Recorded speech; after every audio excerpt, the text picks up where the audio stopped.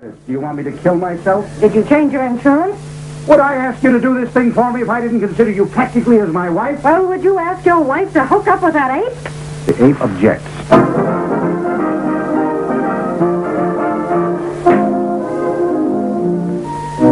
Women can't fool women about men. You don't know. Oh, no? Oh, I know. You've got him now.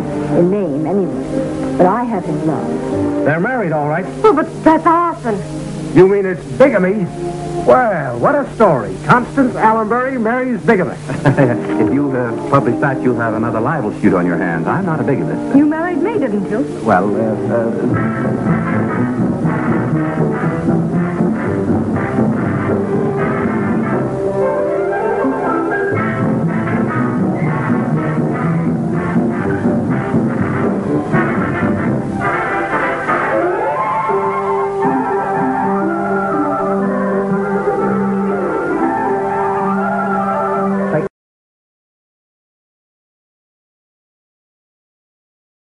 I wouldn't try to steal Gladys if she were the last female on Earth. Female, huh? That's just... You can't stand there and insult Gladys. You know, you've had this coming for a long time. Yes, and I've been looking forward. We'll settle it right now. With interest. Yeah.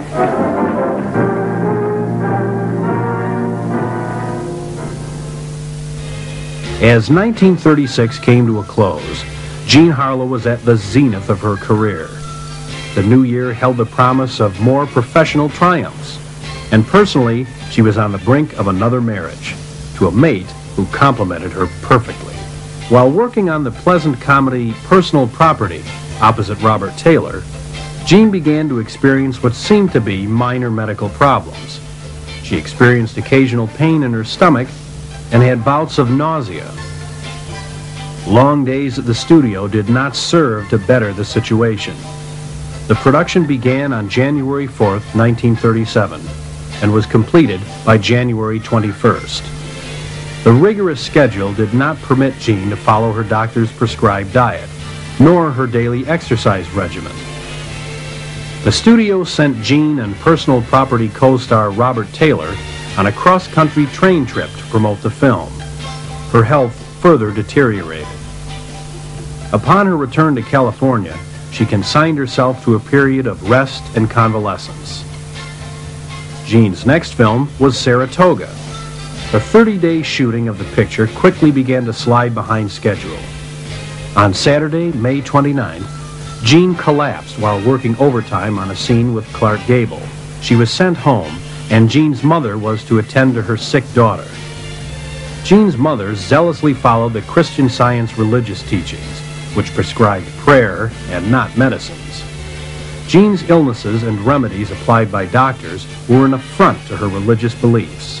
An acute infection developed in her gallbladder, which caused further damage to her intestines, particularly her kidneys.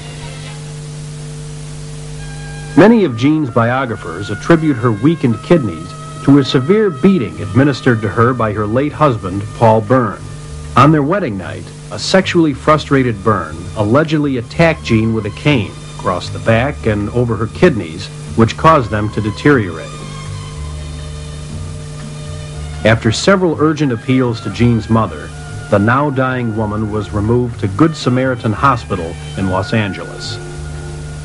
A rescue team of the Los Angeles Fire Department was summoned in an effort to save her. William Powell was at Jean's bedside when death came at 11:37 a.m. on June 7, 1937.